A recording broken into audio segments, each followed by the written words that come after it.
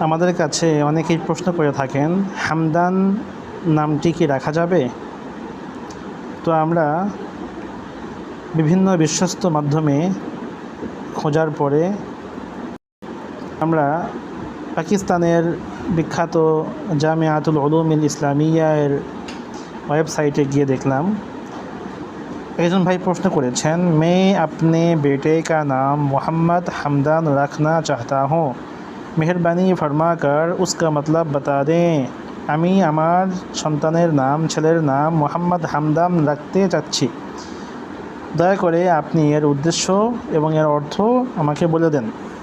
তারা উত্তর দিয়েছেন, আচ্ছা নাম হে হামদান, অনেক সুন্দর নাম। হামদান কা মানা হে আল্লাহ তাআলা কি খুব তারিফ করনে ওয়ালা।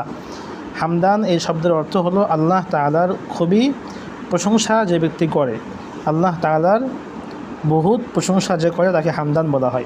और लफ्ज़ मोहम्मद बरकत और निस्बत के लिए नाम के साथ लगाया जाता है। और मोहम्मद शब्दटा नामेर शुरूते लागानो है, जुक्त करा है बरकतेर जन्य। तो फ़कत अल्लाहु आलम। तो ये नाम की आमरा राखते पारी। आरबी अभिधानगुलोतेও যদি আমরা দেখি তাহলে দেখতে পাই যে হামিদা ইয়াহমাদু আল হামদু অর্থ প্রশংসা করা, এখান থেকে হামদান শব্দটি এসেছে। আবার আমাদের বিখ্যাত ইহইয়াউল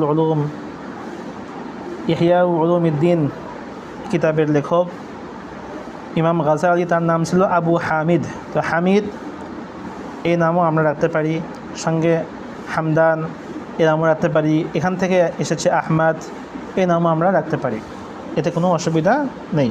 আল্লাহ তাআলা সবাইকে জাযায়ে খায়ের দান করুন।